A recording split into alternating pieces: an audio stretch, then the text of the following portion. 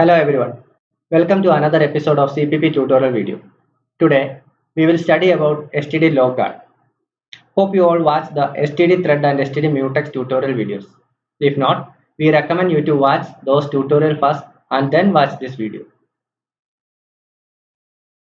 The topics we cover in this video are what is STD lock guard, how to use STD lock guard, and finally an example of STD lock guard. STD lockguard is a class included in standard library from C++11 onwards. It is just a dedicated smart class which wraps an STD mutex object. Here the main advantage of using lockguard is that it performs mutex lock and mutex unlock automatically. Otherwise, if you are not using lockguard, it is required to manually perform STD mutex lock and STD mutex unlock APIs to avoid resource leaks and deadlocks. Manual lock and unlock can cause issues when one forgets to unlock a mutex or try to unlock a mutex that is not locked. STD lockguard is designed based on RIIA item. For a class to follow RIIA item, it should acquire resource in constructor, release resource in the destructor. Also, the object should be created as a stack object, that is not as a pointer. In case of STD lockguard RII class, the resource is STD mutex object. STD lockguard performs mutex lock in its constructor. The mutex is passed as a parameter to the initialization constructor, thus acquiring the mutex ownership. Also, STD lockguard performs mutex unlock in its destructor, thus releasing the mutex ownership. One should create the lockguard object in stack only. When the stack object goes out of scope, the destructor is called and mutex is unlocked. You cannot copy the lockguard object from one object to another object. That is, copy is prohibited here. Let's see how we can use the STD lockguard. To use STD lockguard, one need to include the mutex header file. This might have already included as part of using STD mutex in the program. The usage of STD lockguard is so simple.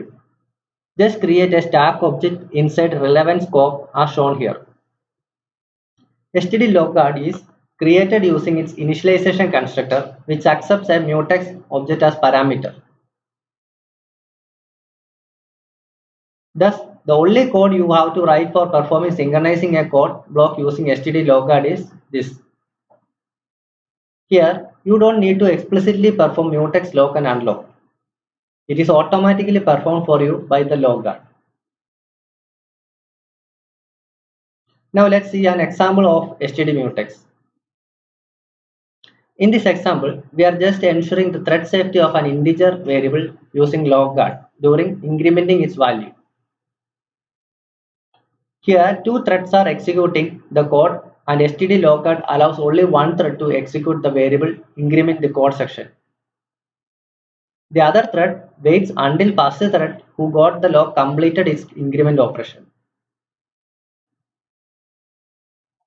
This is the same program which we saw previously, but I have added some comments regarding the usage of STD lockguard. As shown in the figure, when the lockguard object is created, it calls the mutex lock API in lockguard constructor and hence locks the mutex object. Once the object scope is over, the lockguard object destructor is called, which then executes mutex unlock in its destructor. Thus, the lock gets released without writing any code to handle mutex unlock. This is the advantage of using this smart class.